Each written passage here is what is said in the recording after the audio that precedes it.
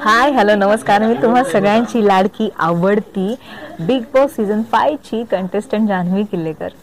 सगळ्यात महत्त्वाचं म्हणजे thank you so much all of you की तुम्ही मला सपोर्ट केलात, मला हेल्प केलीत फिनालेला येण्यासाठी.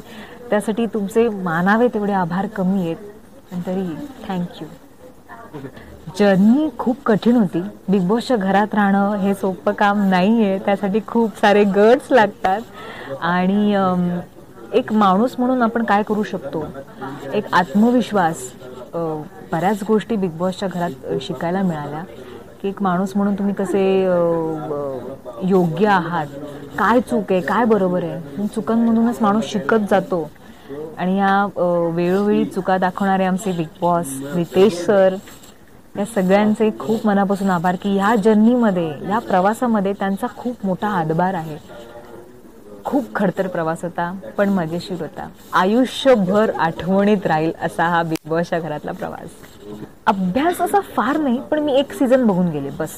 जो मी तिसरा सीझन मी फक्त बघून गेलेले की काय असू शकतं.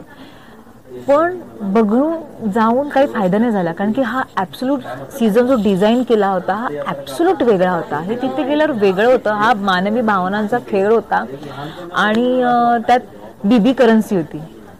आम्हाला सगळ्या गोष्टी विकत घ्यायच्या होत्या. ते ॲब्सोल्युटली वेगळं होतं. जरीही मी अभ्यास करून गेले असली तरी ते फेल होतं, काही कामाचं नव्हतं. सो अभ्यास केलेला होता पण तो काही कामी आला नाही. ठरवून म्हणू शकते मी काही गोष्टी आहेत, म्हणजे मस्करी, काहीतरी काही खोड काढणं वगैरे, ह्या सगळ्या गोष्टी ठरवलेल्या होत्या. जसं की पहिलाच आमचं ताईंना जो आम्ही त्रास दिलेला होता झोपण्यावरून, ताईंना जो त्रास दिला तो ठरवून त्रास दिलेला होता की आता ताईंना आपण त्रास आहे, ठरवलेल्या गोष्टी आणि तो मस्करीमध्ये केलेल्या गोष्टी होत्या.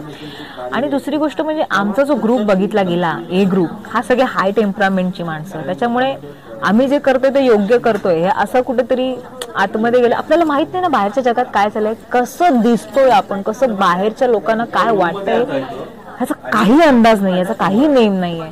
त्याच्यामुळे खूप गोंधळ होता. काही गोष्टी ठरवलेल्या होत्या, काही गोष्टी नकळतपणे झालेल्या होत्या. बरंच काय.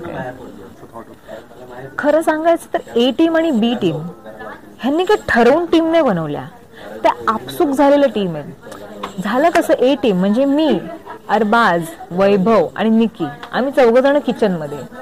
आम्हाला चौघांना पण किचनचीच आवड. आणि जे किचनमध्ये नाहीत ते बी टीम, जे किचनमध्ये नव्हते ते बी टीम, असं ते झालं. आणि ते किचनमध्ये इरिना पण किचनमध्ये असायची, कारण की तिचं जेवण वेगळंच असायचं, तिचं बेक सगळं फूड असायचं. त्याच्यामुळे ती पण किचनमध्ये. जे किचनमध्ये होते ते ए टीम मध्ये गेले, जे किचनमध्ये नव्हते ते बी टीम मध्ये गेले. हे असं कोणी ठरवलं नाही, ते आपसूक झालं.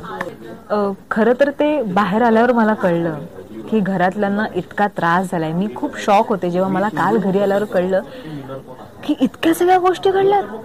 म्हणजे मी खूप शॉक होते. काय काय काय असं झालं, असं झालं, असं झालं. म्हणजे हा शो लोकांनी इतका मनापासून बघितलाय की लोकांनी ना ते रिलेट केलंय सगळ्यांनी. ऑब्व्हियसली हा रियालिटी शो आहे, त्याच्यामुळे घरच्यांना प्रचंड, माझ्या जाऊबाईंना त्रास झाला, माझ्या नवऱ्याला त्रास झाला, माझ्या मुलालाही मे बी त्रास झाला असेल. सो मला हे अनपेक्षित होतं की इतकं सगळं घडेल, इतकं सगळं घडेल.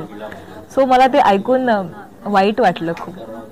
आता माहीत नाही पण मी कसं सिद्ध करेन अजून पुढे जाऊन महाराष्ट्राला की जान्हवी खरंच अशी आहे. सो हे मे बी मीडियाच्या माध्यमातून लोकांना कळेल किंवा माझ्या नवीन कामाच्या माध्यमातून लोकांना कळेल की जान्हवी नक्की कशी आहे, ती काय करते, कशी वागते, खऱ्या आयुष्यात कशी आहे, खरी कशी आहे जान्हवी. सो मी माझ्या परीने तर प्रयत्न करेनच. आणि लोकांचा राग जरा कमी झालेला आहेच ऑब्व्हियसली, पण तो अजून पूर्ण संपवण्याचा प्रयत्न करेन. म्हणजे जेव्हा आमची मीटिंग पण झाली, पहिला नियम आम्हाला हाच सांगण्यात आलेला की हात उचलायचा नाही. हा सगळ्यात मोठा नियमभंग आहे. हात उचलणं हा नियमभंग आहे. मग तुम्ही किती पण चुका करा, तुम्ही बाकीचे छोटे छोटे छोटे झोपणं वगैरे तुम्ही नियम मोडा, पण बिग बॉसचा हा नियम तुम्ही मोडू नका की हात उचलणं हा सगळ्यात कठीण नियम आहे. सो मला असं झालं की जर त्या नियमाचं उल्लंघन झालंय तर ते चुकीचं आहे. आणि मी हे हिला पण, आर्याला समजवलं. आर्याचं म्हणणं होतं की निकीने माझ्यावर आधी हात उचलला. तेव्हा मी तिला पर्सनली जाऊन हे सांगितलं, म्हटलं हे बघ, जर तिने तुझ्यावर हात उचलला होता तर तुला तिथेच थांबायला पाहिजे होतं, तिथेच तू थांब. तू कंप्लेंट कर की बिग बॉस हिने माझ्यावर हात उचलला. बिग बॉससाठी सगळे कंटेस्टंट सेम आहेत. जर तिने हात उचलला असेल, जर तिने त्या नियमाचं पालन केलं नसेल तर निकी बाहेर जाईल. तुला कोणी हात उचलायला सांगितलेला? हे माझं ॲज अ फ्रेंड तिला सांगणं होतं. पण ती पण हाय टेम्परामेंट होती, ती पण रागिष्ट होती. ते तिने ते ऐकलं आणि तिने कचकन निकीला वाजवली. आणि ऑब्व्हियसली नियमाप्रमाणे बिग बॉसला तिला घराच्या बाहेर पाठवणं गरजेचं होतं. पण तरीही आम्ही रिक्वेस्ट केलेली बिग बॉसला की तिला एखादी कठीण शिक्षा किंवा वेगळं काहीतरी दुसऱ्या भाषेत समजावा असं वगैरे.